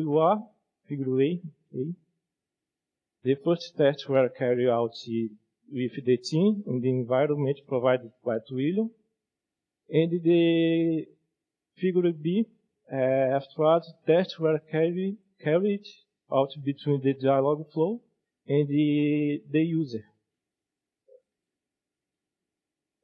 The usability validation was performed with the 15 users between the 16 and the 85 years. After the test, the users answered the questionnaire, PPSUQ, available virtually on Google Forms to measure end user satisfaction. Noted in the table, the maximum scores attributed to the items, it's above 6. It's 92% of the responses by the users. Regarding the subcategories, the system utility, the average was 6.74. The information quality is the average is 6.56, and the interface quality, the average is 6.68. After the questionnaire, the team asked to the answers and get some results. Why the answers respond to the great acceptance by users, the ease of using the chatbot, not being necessary to carry out any type of training to dialogue with the chatbot, because the chatbot is implemented in the WhatsApp, the most popular message. The lack of need to present to perform the press sorting leads to a decrease in the queues in the consultations, and increases the chances of the patient being referred to clinic where they will receive care. For future work, we extend the chatbot to other message applications, and we will be find another way to implement chatbot, another the platforms with IBM Watson and the Microsoft Bot Framework. Thank you very much.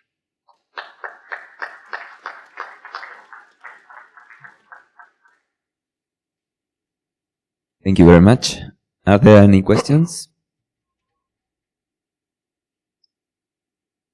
Okay. Well, I have some questions, not many, because it was very, very clear. So thanks for the presentation. One of the questions regards the results. You showed very, very high satisfaction results and pertinence results. So that's wonderful. But well, always one wants to improve something. So what things do you think could still be improved or changed, or do you think that's the optimal chatbot? If there are any aspects that you think in improving the future or looking differently. Yes. In the future, the project team we pretend to develop an integrated scheduling system to implement the chatbot with the can I say to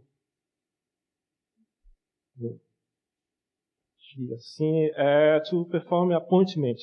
Perfect. If the user do the pre-triage and the system use to do an appointment for these patients. Okay. Okay. And then another question. I understand that some components are paid, no? That it's needed to pay some of the engines that you use in the chatbot. Is that okay? That you are paying for some of the engines, some of the parts of the chatbots require that the university pays or the clinic pays for its use. Is that okay? Okay. Yes. And do you think the amount paid is relevant to the clinic, or they are glad to pay that for the value they receive? Is the relevant because these clinics have a problem with the pre-triage and the referral sector. This and the next step for this project is the test in the field in these clinics with the professors and the students of the faculty of dentistry. In this case, the project was created by the faculty of dentistry, and the faculty of the computer engineering is to development the chatbot for the faculty. Okay. Okay, thank you. Any other questions? Okay, well, thank you again.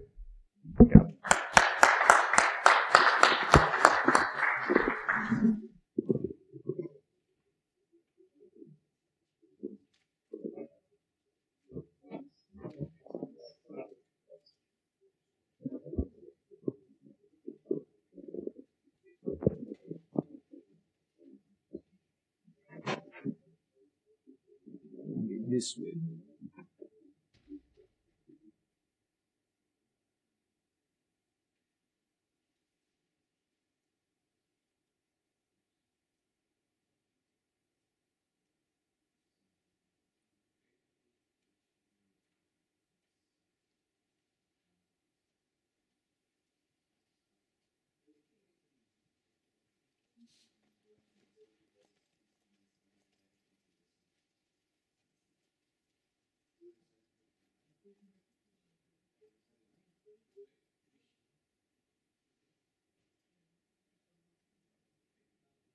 Can you hear this? Okay. Perfect.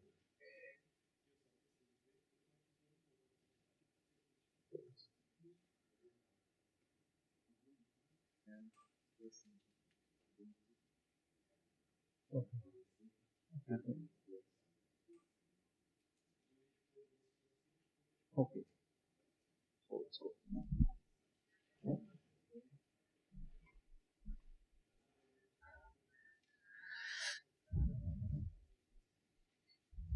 Okay, we will now go on for the next presentation. We have Carmelo Bastos, who will be presenting this work, Finding Frequent Patterns in a Technological Education Program of Pernambuco, Brazil. So, hey, thanks a lot for the introduction, Hector. It's my pleasure to be here and be a part of this very interesting session, talking about some some policies regarding the application of artificial intelligence. As you can see in the slides, you see a lot of authors, but I think it's the paper among almost 400 papers that has the larger number of authors, but it's because it's a kind of collaboration between the University of Pernambuco and the team of the Secretariat for Science, Technology and Innovation of Pernambuco. So I would like to thank the other co-authors for doing this important work for the city of Pernambuco. So just for you to have an idea, what about we are talking here? We have this big challenge is to train people for the skills of the futures, to train people for the new enabling technologies. And what we have done, as you can see in the photo, I'm in the right, with the governor of our state, we decided to create the greatest and the biggest program in this topic in the history of our state in Brazil, in Pernambuco. And in this program, we have attended roughly 15,000 people and invested something roughly $4 million on this topic. And among this big program, we have different strategies to work with us on how to train people on the enabling technologies. And what we have observed, but we need to create opportunities for the students to work together with the companies, because the companies, they have the challenges, and since they have the challenge, we need to work with the companies for the students to know what kind of challenge do they have to work with. So the idea was to use the complementary activities that the students they have to do according to the legislation in Brazil. They have to do in the undergraduate student course and the technical course to promote this kind of approximation with the students, professors, and the companies. Okay. So you're organizing a kind of journey.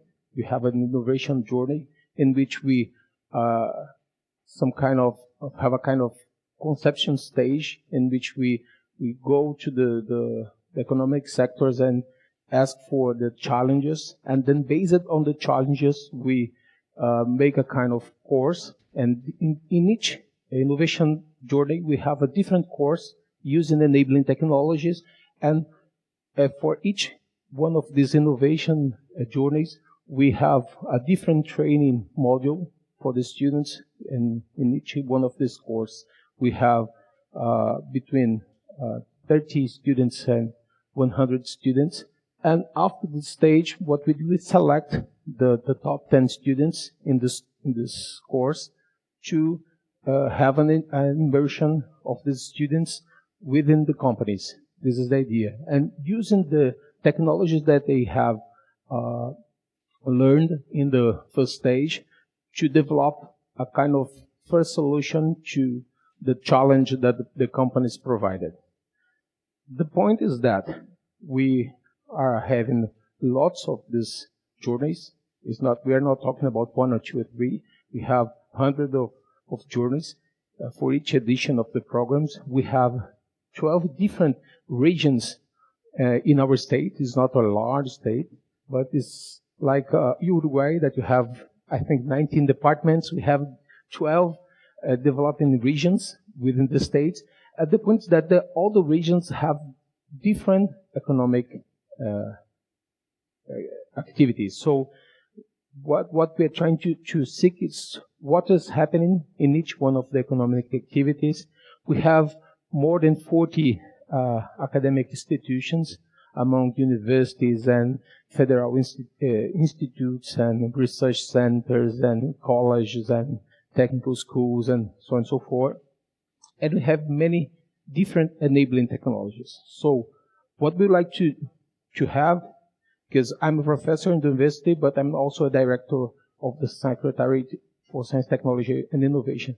What we like to have is to avoid to live in some of the developing region unattended, and we'd like to know what's happening in each one of the regions that we have in the state.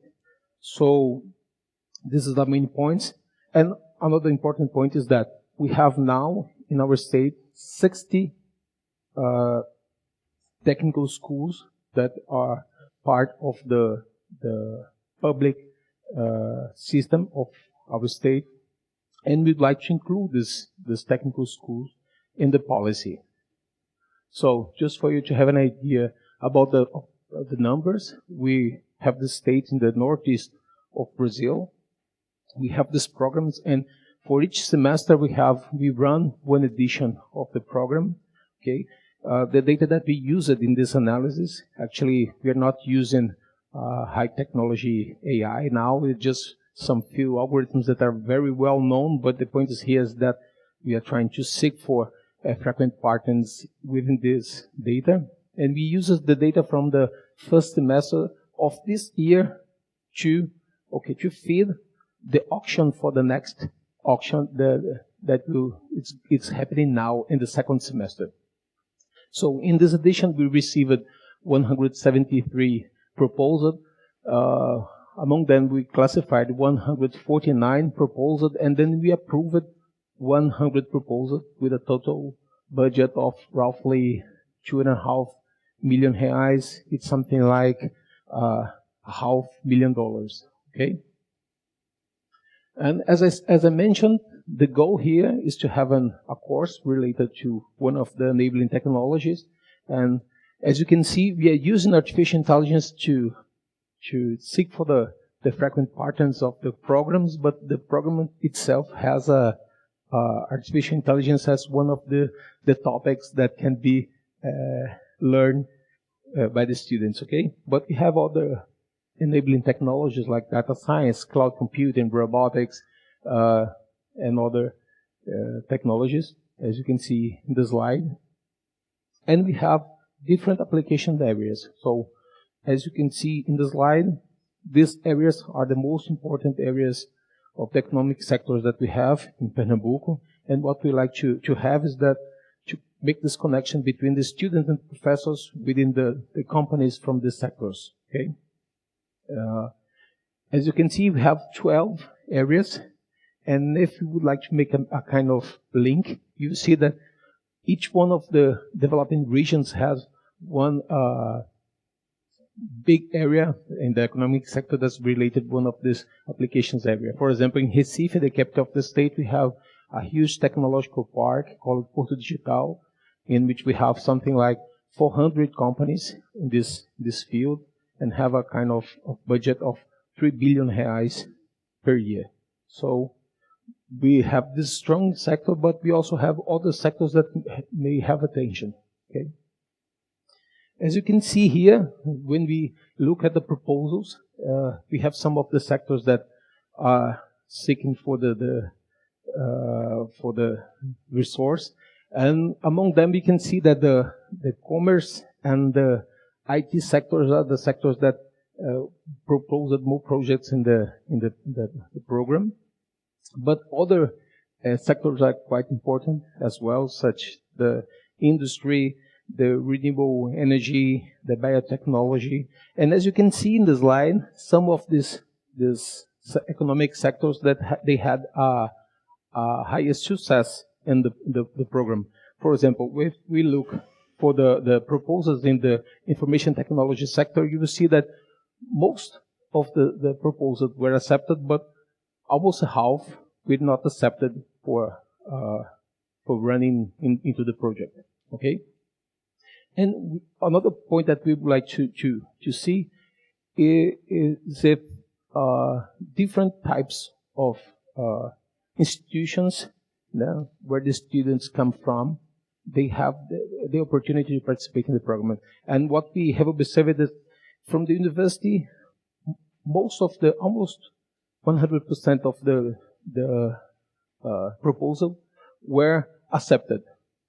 Not running now, but accepted in the first round.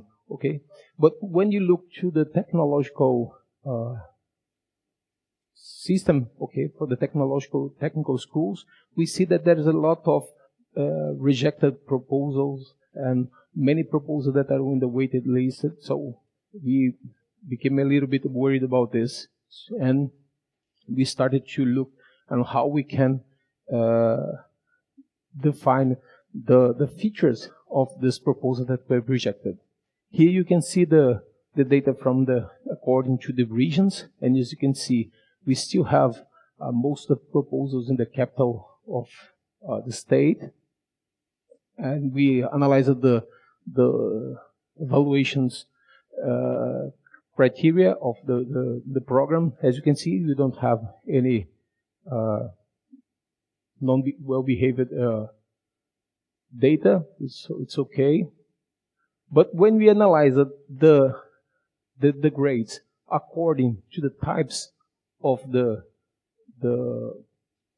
institutions, and when you observe the grades according to the sector that we're going to attend, we have observed that they are quite different. So we run some clustering algorithms. I will skip this, but I would like to show this result regarding the features of the proposals. The main points here were we would like to see among all these proposals if we can find some similarities between the type of institution, the benefited economic sector, the area of knowledge, the region that we are attaining, the evaluation, if it was approved, is in the waiting list, when it was rejected. And what we have observed, we seek it for some of the possibilities according to the Abel curve. And what we have observed is that, for example, with 7 clusters, 5 of them present, for example, approved proposal. Most of them in the capital, and the other 2 clusters, okay, we have projects from the technical schools. That is something that regarding the public policy we'd like to reinforce, that were not approved. And we have some projects from the college, not from the university, that were in the waiting list and were not attended by the program. When we look at the 9 cluster results, we have observed that, for example, there are some proposals from federal institutions that are like technical schools, but for the federal government that were approved, mainly in electronics and agribusiness and biotechnology and energy. And we can see that this is the kind of thing that we would like to fund. And when we analyze the results for 13 clusters, we have observed that there are some clusters that presented unapproved proposals. Among them, we can see, for example, a trade and tourism proposal in the capital of the state. And for us, it's quite bad because we have a very touristic place. So one thing that we'd like to reinforce is to have, people that is very well trained in these new technologies to make the tourism better and in the technical schools, that the courses that are shorter and maybe can provide better opportunities for the populations, the students that are working.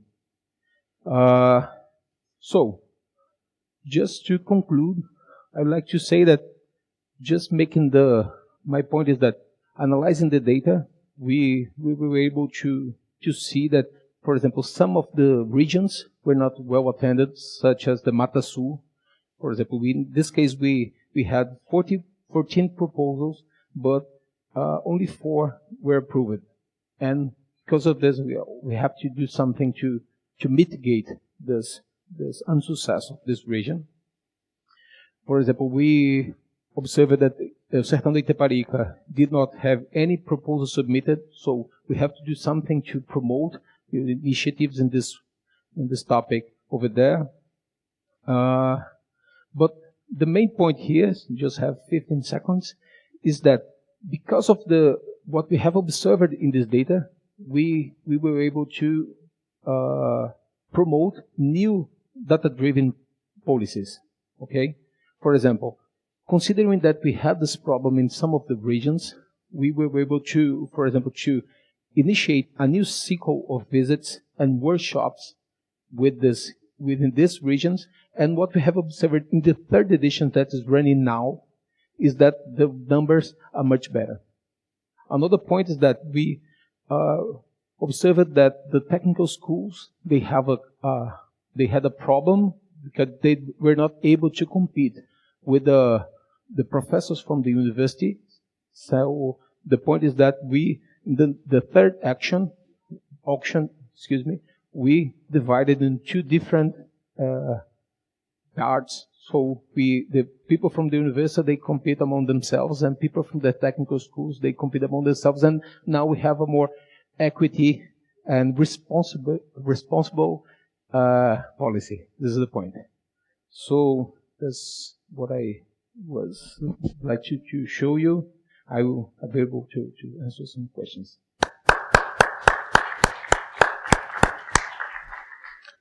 Thank you very much. Are there any questions? Yes.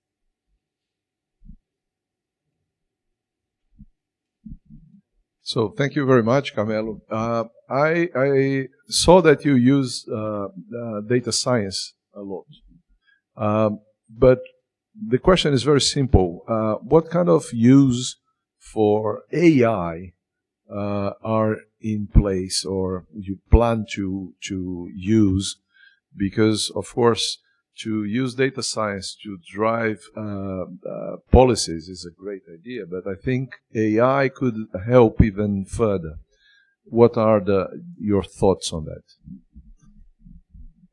Very nice question, Fernando. Actually, we use some very simple and basic algorithms from AI too, not just data science.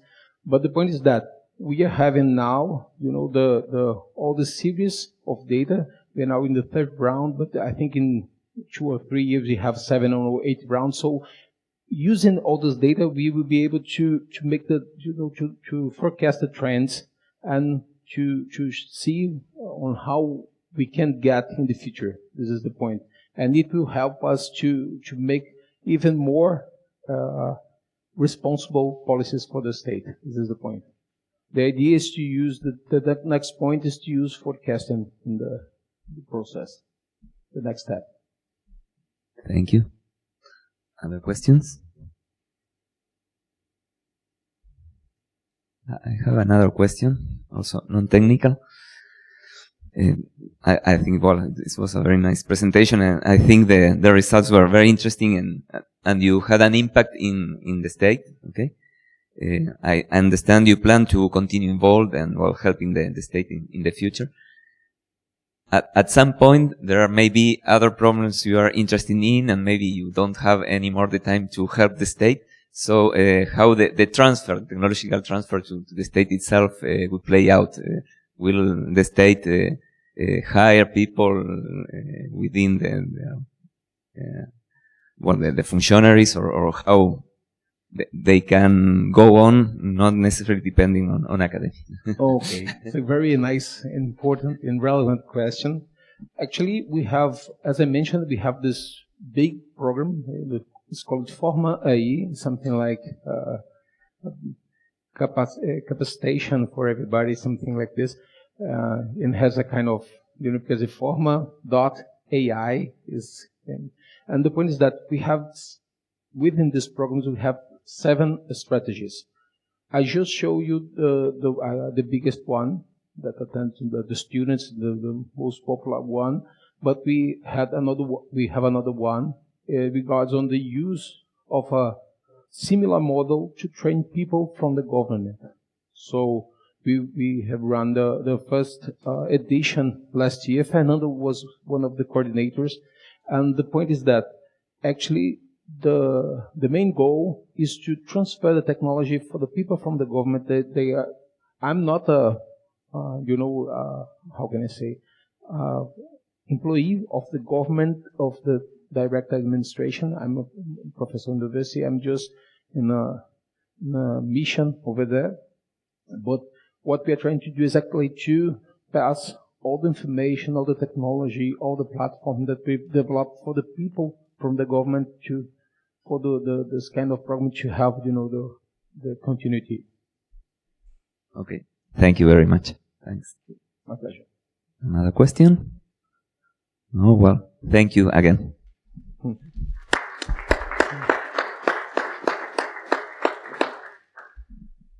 we now have the lunch recess, and next session will be at 13:30. Okay?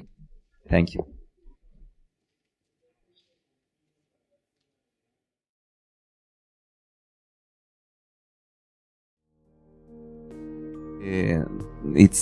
There will be a gala dinner, okay, tomorrow night, and please confirm if you will assist or not, okay? If you have already confirmed, there's no problem, but those who have not yet confirmed, please do it.